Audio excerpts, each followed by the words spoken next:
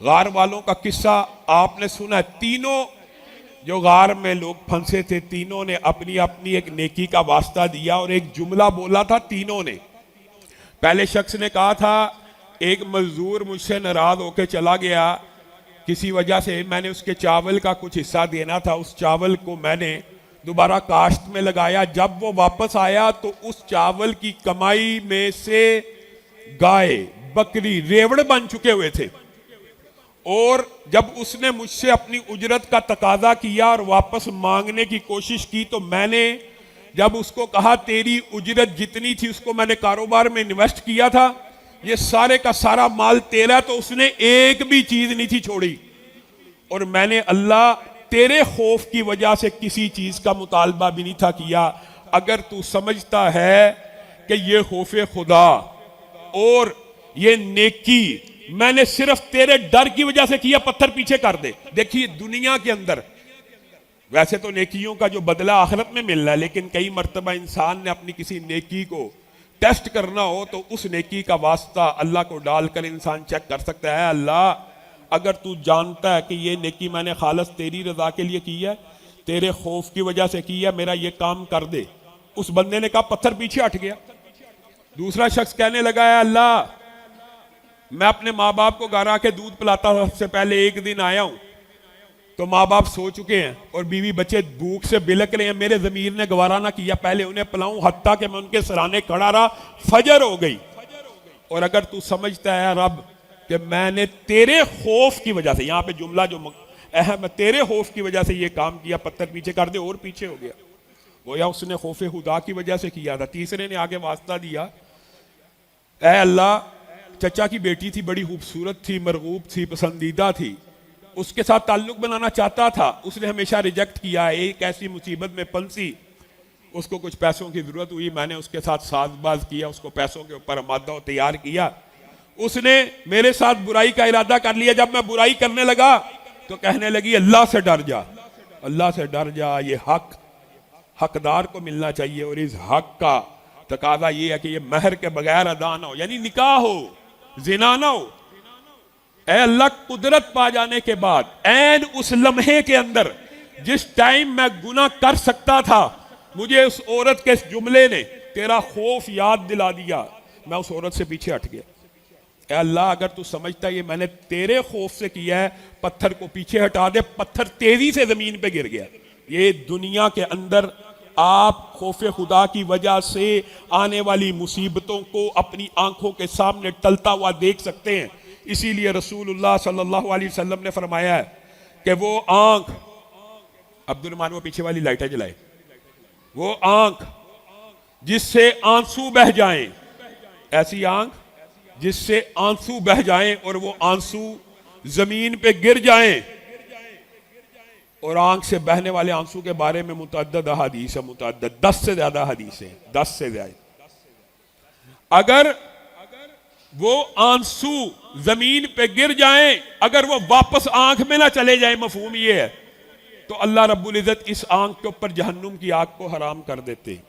जमीन पे गिर जाने वाली आंसू किस वजह से? खौफे खुदा की वजह से।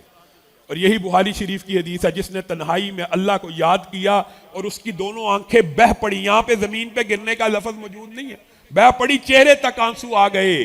कल क़यामत के दिन जिस दिन कोई साया नहीं होगा, अल्लाह अर्श अजीम का साया, खौफ खुदा से कपकपाने वाले जिस्म और उस खौफ की वजह से निकलने वाले आंसुओं की वजह से अल्लाह अर्श अजीम का साया देंगे। 7 खुश नसीबों को यह साया मिलना है। और दीगर अहादीस मिला ली जाए तो 10 से ज्यादा ये अफराद है। उसमें से एक वो भी है कि जिसके आंसू गिरे और चेहरे पे आ जाए। और सुनन इब्ने माजा की हदीस है, अगर मक्खी का एक सर आपने देखा है, मक्खी कितनी को बड़ी होती है और मक्खी का सर कितना बड़ा होता है, बताते हो तो मक्खी कितनी होती है, उसके सर के बराबर भी आंसू आ जाए तो बंदे के ऊपर जहन्नुम की आग हराम हो जाती है। मेरा और आपका रब चाहता है कि बंदे जन्नत में जाएं कि जहन्नुम में जाएं। अल्लाह की कसम, रसूलुल्लाह सल्लल्लाहु अलैहि वसल्लम ने इसीलिए फरमाया था, जिसने रात की इब्तदा जन्नत की मंजिल को पाने के लिए कर दी, वो मेहनत और तैयारी की इब्तदा, यानी ये इशा के फिलफोर बाद मेहनत की इब्तदा कर लेता है। जो जन्नत में जाने का ख्वाहिशमंद होता है, उसकी मेहनत रात के शुरू हिस्से में शुरू हो जाती है। और रसूलुल्लाह ने फरमाया, जिसकी मेहनत मुराद इससे यही है कि जो बंदा बाजमात नमाज इशा मस्जिद में पढ़ ले, गोया उसने रात की इब्तिदा मेहनत से की, अल्लाह को राजी करने के लिए की, अल्लाह के जिम्मे में आ गया, आधी रात का क़याम पा लिया। और जिसने इशा की नमाज बाजमात पढ़ ली, अल्लाह के साथ एक अहदो पैमान है कि इब्तिदा, रात की इब्तिदा मेहनत से हो रही है। किसकी? अल्लाह की मेहनत से। तो अल्लाह रब्बुल इज्जत उसके लिए जन्नत आसान फरमा देते हैं, जन्नत ही आसान फरमा देते हैं। रात की इब्तिदा, रमज़ान की रातें, आप इसकी इब्तिदा अल्लाह के फजल करम से ना सिर्फ इशा से करते हैं बल्कि तहज्जुद की नमाज बाजमात अदा करते हैं, ये जन्नत की मंजिलें आसान हो जाती हैं। और खौफे खुदा, ये एक तवील मौजू इंशाअल्लाह तफसील से इन दुरूस में आपके सामने रखेंगे कि खौफे खुदा किस तरह इंसान के दिल में आता है। 3 बातें, उनमें से एक बात आप जानते आम है, खौफे खुदा पैदा करने के लिए सबसे बड़ी नसीहत क्या है? मौत, याद मौत। मौत को याद करने से इंसान के दिल में खौफे खुदा होता है। और दूसरी जो सबसे अहम बात है, खौफे खुदा कैसे पैदा होगा? जहन्नुम के खौफ की वजह। लोग कहते हैं, बाद सूफी तो बाद इस किस्म के लोग, और भाई जहन्नुम से मत डराया करो, जहन्नुम का जिक्र मत किया करो, जहन्नुम के खौफ की वजह से क्या इबादत करनी। खौफे खुदा पैदा करने के लिए जिस तरह मौत का तज़किरा जरूरी है, कुरान पाक कई पारों पे मुश्तमिल आयात है जहन्नुम के बारे में, जहन्नमियों के मुकालमे के बारे में। अगर मोहलत मिली तो ये भी आपके सामने रखेंगे। और तीसरी अहम बात वो ये है तर्क दुनिया और दुनिया से मोहब्बत का कम होना। ये 3 बातें बड़ी हैं, बाकी बुनियादी बातें भी है। ये 3 बातें अगर आप चाहते हैं आपके दिल में खौफे खुदा हो, इनसे मुताल्लिक किताबें पढ़ें, इनसे मुताल्लिक उलमा के दुरूस सुने, तो आपके दिल में अल्लाह का खौफ खुद ब खुद पैदा होना शुरू हो जाएगा। और ये होगा। अल्लाह हमारे दिलों में खौफ पैदा करे। खौफे खुदा से सिर्फ कपकपाने वाले जिस्म के, सिर्फ कपकपाने वाले जिस्म के बारे में रवायात मौजूद हैं। जिस तरह सूखे दरख्त से पत्ते झड़ जाते हैं, जो बंदा एक झुरझुरी सी इंसान को आती है, कई मरतबा अल्लाह को याद करते करते इंसान खौफ में मुब्तला होना, इंसान के जिस्म पे एक झुरझुरी सी आंसू, अगली कैफियत होती है, आंसू से पहले भी कई मरतबा एक झुरझुरी सी आती है। तो रसूलुल्लाह सल्लल्लाहु अलैहि वसल्लम ने फरमाया, उस झुरझुरी से गुनाह ऐसे गिर जाते हैं जैसे सूखे दरख्त से पत्ते गिर जाते हैं। अल्लाह हम सबको वो खौफ नसीब करे। खौफ होना कैसा चाहिए, इस हवाले से मुतअद्दिद अहादीस भी आपके सामने रखेंगे, लेकिन मेरे जहन में वही मुबारक माली का वाक़या आ गया और आपने इन वाक़यात के ऊपर गौर करना है, गौर फिक्र करना है। नूह है, उनका बाग है अंगूरों का, और उन्होंने एक माली रखा हुआ है मुबारक नामी, उसको कहते हैं फल लेके आ, अंगूर तोड़ के, अंगूर लेके आता तुरश, फिर फल लेके आ, अंगूर लेके आया गला हुआ, फिर फल लेके आ, अंगूर लेके आया बेजायका।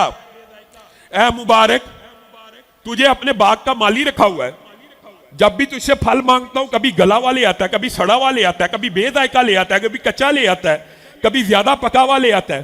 तू अच्छा बागबान है।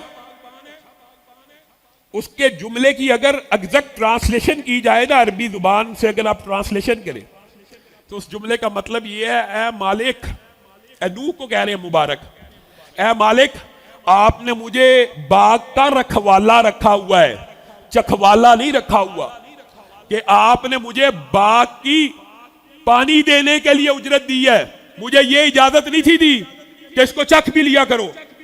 मुबारक, तूने कभी इस बाग का फल नहीं चखा? नहीं ऐ मालिक, मैंने आज तक जब से इसकी बागबानी कर रहा हूं, मैंने आज तक इसके अंगूर का एक खोसा भी नहीं चखा, क्योंकि मैं आपसे उजरत पानी की लेता हूं। मुबारक के दिल को चोट लगी और नूह के दिल को चोट लगी। कहने लगा, मुबारक, क्या दुनिया की पुश्त के ऊपर ऐसे नेक लोग भी मौजूद हैं? मुबारक कहने लगा, इसमें नेकी और तकवा क्या है? ये तो मेरा हक है और मेरे पर फर्ज है कि जो मेरी ड्यूटी है मैं उसे पूरा करूं। नूह कहने लगे, अल्लाह की कसम, मैं अपनी बेटी के रिश्ते की वजह से बड़ा परेशान था और चाहता था कि कोई मुत्तकी मुझे मिल जाए और मैं पूरी दुनिया फिराऊं। तेरे से ज्यादा मुत्तकी किसी को नहीं देखा। तू गुलाम है, तू मेरा मुलाजम है, लेकिन मैं आज तुझसे दरखास्त करता हूं कि अपनी बेटी का रिश्ता पेश करता हूं, उससे निकाह कर ले। और मुहद्दिसीन ने लिखा कि मुबारक इतना नेक बाप था कि उसके नेकी के असरात और इस नेक नीयती की बुनियाद पे किए हुए रिश्ते का नतीजा इतना उम्दा निकला, बच्चा पैदा हुआ। उसका नाम अब्दुल्ला रखा। और यही अब्दुल्ला इब्ने मुबारक हैं जो फन्ने हदीस के भी इमाम हैं और जिहाद के भी इमाम हैं और फिकाहत के भी इमाम हैं और दयानत के भी इमाम हैं और सखावत के भी इमाम हैं। अजीबो गरीब जिंदगी के हामिल हैं। एक निकाह जो खौफ खुदा की वजह से हुआ, उस निकाह के नतीजे में अल्लाह रब्बुल इज्जत ने उम्मत को ऐसा तोहफा दिया।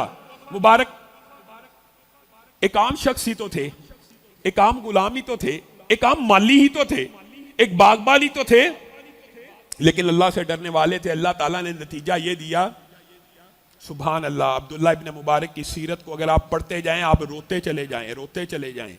इतनी अजीम शख्सियत, इतनी अजीम मुहद्दिस। आपको पता है ये जितने अकवाल हदीस के अंदर आपको मिलते हैं ना, लौलल असनाद, अगर इमाम अब्दुल्ला इब्ने मुबारक का ये कौल है कि ये जो असनाद है ना, असनाद सनद होती है जो हदीस की, ये दीन में से है। और अगर ये संदेह ना हो तो हमारा दीन गिर जाता, जिसका जो जी चाहता रसूलुल्लाह से मंसूब कर लेता। बल्कि ये भी कहा हम में और काफिरों में फर्क असनाद का है, ये इनका जुमला। और यही वो फकीह और मुहद्दिस हैं जिनका ये जुमला है कि अमर बिन साबित से हदीस नहीं लेनी। लोगों ने पूछा क्यों नहीं लेनी? कहा वो सहाबा को बुरा भला कहता है।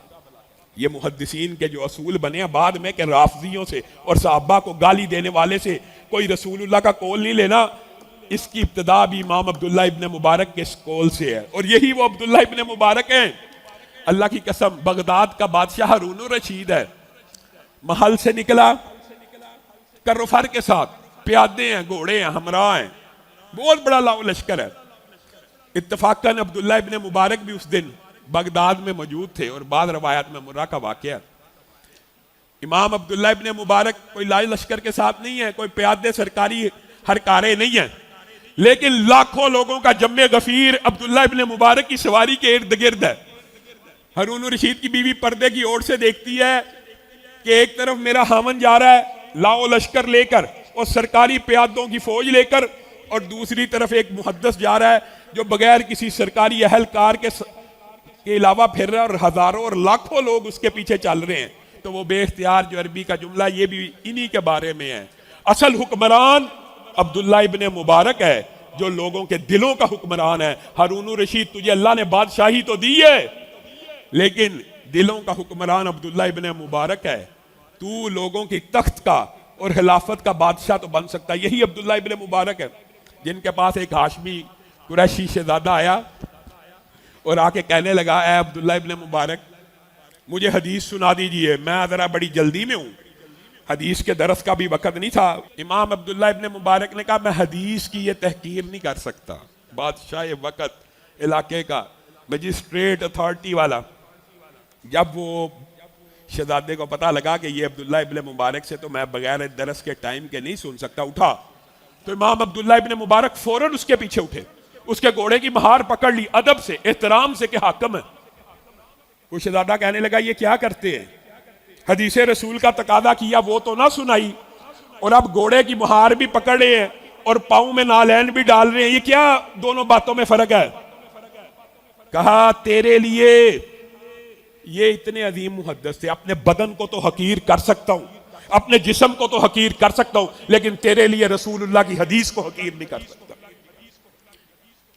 और सिर्फ मुहद्दिस नहीं थे, कुर्बान जाए मुजाहिद भी थे। और जिहाद का वक्त आया, बादशाह वक्त को जिहाद के सिपाहियों की जरूरत पड़ी, तो इन्होंने एक लेटर फुदैल बिन अयास को मक्का में लिखा था। ये अरबी की सबसे मशहूर नज़म है, वो भी इन्हीं की है। या आबिदल हरमैनी लौ अबसरतना लक़द अलिमता इन्नका फिल इबादती तलअबू। ए हरमैन के इबादत गुजारो, ए मक्का और मदीना के जाहिदो, ए मक्का मदीना और हरमैन में सजदे करने वालों, या आबिदल हरमैनी लौ अबसरतना, अगर तुम हमें देखो जिहाद फी सबीलिल्लाह करते हुए। ये मुहद्दिस है, कह रहा अगर तुम हमें देखो जिहाद फी सबीलिल्लाह करते हुए तो तुम्हें पता चले ये जो इबादतें करने के लिए हरमान में बैठे हुए, ये खेल कूद के अलावा कुछ भी नहीं है। मैं और आप, हमसे अल्लाह ताला ने 5 वक्त की नमाज का तकादा किया, हमें यही बहुत बड़ा जिहाद लगता है और यही बहुत बड़ी बात लगती है। और इमाम अब्दुल्ला इब्ने मुबारक कहते हैं, ये जो नमाजें तुम हरमैन में पढ़ते हो और जाहद और सूफी और इस वक्त जिस वक्त जिहाद फी सबीलिल्लाह की जरूरत है वहां मस्जिद और खानकाहों को नहीं छोड़ रहे। तुम्हें क्या पता तुम्हारी इबादतें अगर तुम गौर करो तो जिहाद फी सबीलिल्लाह के सामने खेल और कूद और तमाशा है। तुम अपनी आंसुओं को गिराते हो अपनी आंखों से, अपने चेहरों को तर करते हो अपने आंखों के पानी से, और हम मुजाहिद फी सबीलिल्लाह अपनी गर्दन के खूनों से अपनी दाढ़ियों को तर करते हैं। तुम क्या हो? तुम्हारे घोड़े वहां पे नादो नाम में पलते हैं और हमारे घोड़े की एड़ियों से आग निकलती है, और तुम अगरबत्तियों और खुशबुओं और मुअत्तर चीजों को अपने जिस्मों पे लगाते हो। और तुम्हें क्या पता हमारा अतर गर्दो गुबार है कि रसूलुल्लाह सल्लल्लाहु अलैहि वसल्लम ने फरमाया था जिस जिस्म के ऊपर जिहाद फी सबीलिल्लाह का गर्दो गुबार लग जाए उसको जहन्नुम की आग से महफूज कर दिया जाता है। और तुम वहां पे अपने आप को बैठ के जिंदा रखने की ख्वाहिश रखते हो। हकीकत में उठाओ कुरान और पढ़ो, शहीद फी सबीलिल्लाह जिंदा है। ये पूरा हाथ लिखा। इमाम फुदैल रोना शुरू हो गए और कहा, हाँ जिस वक्त हदीस की जरूरत थी उस वक्त हदीस का इमाम था, जिस वक्त जिहाद की जरूरत पड़ी उस वक्त जिहाद का इमाम बन गया। और जब पहली जंग हुई, ये इमाम अब्दुल्लाह इब्ने मुबारक की सीरत को अल्लाह के लिए पढ़ा कीजिए कि हर फील्ड का इमाम। जिहाद फी सबीलिल्लाह में अव्वल अरबों में ये होता था कि मुकाबला 1 to 1 होता था। रूमी निकला, उसने दावत दी, मुजाहिद निकला, शहीद हो गया। दूसरा निकला, 6 मुजाहिद लगातार शहीद हो गए। अब जो सिपा सलार होता है, जो बड़ा लश्कर का जनरल होता है, वो जाहिर अपने सिपाहियों के ऊपर भरोसा करता है। उसने पुकारा, है कोई अब मेरे से मुकाबला करने वाला? इमाम अब्दुल्लाह इब्ने मुबारक ने अपने साथियों को कहा, वक्त आ चुका है कि इसके साथ अब मैं लड़ूं। लोगों ने कहा, अगर आप ही शिकस्त खा गए तो हौसले तो पस्त हो जाएंगे। कहा, हरगिज नहीं। अल्लाह से दुआ की, अल्लाह मुझे इसके ऊपर गालिब कर देना। गए, एक बार में उसका सर उसके तन से जुदा किया, ललकारा। 6 मुजाहिद शहीद हुए थे, 6 मरतबा ललकार मारी, 6 काफिरों को जहन्नुम वासिल किया। मुसलमानों ने खुशी से नारे लगाना शुरू किए। और मुस्तजाबुद्दावात कितने थे। एक अंधा आ गया, सच्चे सही सनद के साथ जो वाकयात है वो बयान कर रहा हूं। इनकी जात और शख्सियत के साथ सूफिया ने बड़े मनगढ़ंत किस्से भी मंसूब किए हुए। एक नबीना इनके पास आया और कहने लगा, नबीना मादरदाद अंधा, आप जो दुआ करते हैं अल्लाह आपकी दुआ सुन लेता है। आप मेरे सामने बैठ के अल्लाह से दुआ कीजिए, अल्लाह मेरी बिनाई लुटा दे। इमाम अब्दुल्लाह बिन मुबारक ने कोशिश की, मैं आपके लिए दुआ करूंगा। नहीं, आप मेरे सामने दुआ कीजिए। इमाम अब्दुल्लाह बिन मुबारक उसी वक्त सजदे में पड़ गए और रो रो के अल्लाह से दुआ करने लगे, अल्लाह इस बंदे का तेरे बारे में गुमान ये है कि तू मादरजाद अंधों की बिनाई लुटा देता। मैं अब्दुल्लाह बिन मुबारक तेरे सामने ये सिफारिश करता हूं, ऐ अल्लाह इस बंदे का गुमान पूरा कर दे। उसी वक्त बिनाई वापस आ गई। ऐसा मुस्तजाबुद्दावात और ऐसा तबीब और हकीम। एक शख्स को 7 साल से कैंसर का फोड़ा था। ऐसा फोड़ा, उस वक्त उसको कैंसर तो लफ्ज नहीं था, नासूर कहा करते थे, जो हर वक्त रिश्ता ही रहता है, जिसका खून बंद ही नहीं होता। इमाम अब्दुल्लाह बिन मुबारक के पास आके कहने लगा, इमाम साहब दुआ कर दीजिए, इसका कोई इलाज आपकी नजर में है? कहा, हाँ है, इसका इलाज मेरी दुआ में नहीं, ऐसे हकीम और तबीब और ज़हीन है। क्या इलाज है? कहा, जो ला इलाज मर्द हो उसका एक ही इलाज है, जा किसी ऐसे मकाम पे चला जा जहां पे लोगों को पानी की ख्वाहिश है, वहां पे कुआं खुदवा, वहां पे चश्मा खुदवा। मुझे अल्लाह के रब से, मुझे अपने रब से उम्मीद है, मुझे अपने रब से उम्मीद है, अरश के रब से उम्मीद है कि जिस वक्त वो चश्मा फूटेगा वहां से पानी निकलेगा, तेरा यह खून बंद हो जाएगा। उस शख्स ने ऐसा ही किया। जिस वक्त पानी फूटा, हमेशा के लिए वो जहम मुंदमिल हो गया। और इन्हीं के बारे में 2 हाबे सही सनद से साबित है। एक शख्स को हाब आई, इमाम अब्दुल्लाह बिन मुबारक फोत हो गए, आपका क्या बना? कहा, वो जो हदीस के लिए सिर्फ सफर किया था ना, आपको पता ही इनकी जिंदगी में भी वही वाकया जो बकी बिन मखलद का वाकया, कि इन्होंने भी 40 सिर्फ हदीसें याद करने के लिए जेल खाने में जा जाके मुश्किल से अपने उस्ताद रबी से 40 हदीसों को सुना और कहा कि वो जो हदीस के लिए सफर किया था, उस एक सफर की वजह से अल्लाह ने मुझे माफ कर दिया। एक सफर के एक दूसरे शख्स को ख्वाब आया उनके फौत हो जाने के बाद कि अब्दुल्ला बिन मुबारक ख्वाब में आए हैं, और शख्स ने पूछा क्या बना, तो अब्दुल्ला इब्न मुबारक ने कहा अल्लाह ताला ने बड़ा इकराम किया, बड़ी मेहरबानी की, बड़ी इनायत की, और मुझे जन्नत में बड़ा ऊंचा मकाम दिया, लेकिन मैं रश्क करता हूँ। रश्क भी तो होता है ना, कि मेरे घर के सामने एक लुहार रहा करता था, वो भी फौत हो गया, और जब वो जन्नत में दाखिल हुआ अल्लाह ताला ने उसे मेरे से एक मकाम ऊपर दे दिया। अब वो शख्स जिसने ख्वाब देखी है वो परेशान है, अब्दुल्ला इब्न मुबारक और एक लुहार ऊपर चला गया। इन्नमल अमालु बिन्नियात, अल्लाह का खौफ हो, सिर्फ अल्लाह का खौफ हो, अल्लाह का डर हो, तो कई मरतबा ये नतीजे भी निकलते हैं। इतना अजीम इमाम एक बंदे की ख्वाब में आ रहा है, वो बंदा स्ट्रगल मेहनत करता हुआ उस लुहार के घर पहुंचा, उसकी बीवी से पूछा क्या माजरा है, कहा मेरा हामन कोई बहुत बड़ा मुत्तकी और नेक शख्स नहीं था, लेकिन उसमें दो आदतें, अब तूने मुझे ख्वाब सुनाई है तो मेरे जहन में आती हैं दो बातें, सिर्फ दो बातें।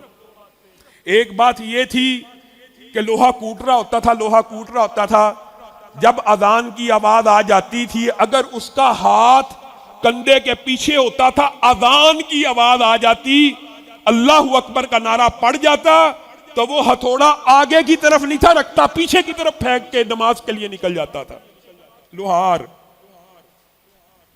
और दूसरा, सारा दिन मेहनत करने के बाद इमाम अब्दुल्ला बिन मुबारक जब सारी रात इबादत के लिए खड़े होते थे, सारी रात, तो उनकी शम्मा को और उनके दिए को टिमटिमाते हुए देखता था और हसरत से मुझे कहता था, ए काश अल्लाह मुझे रिज़्क कमाने से इतनी मोहलत दे दे, मैं अब्दुल्ला इब्न मुबारक की तरह इबादत करूं, मैं अब्दुल्ला इब्न मुबारक की तरह इबादत करूं। सिर्फ नीयत है की नहीं है। ख्वाब आई, अब्दुल्ला इब्न मुबारक से एक दर्जा ऊपर चला गया।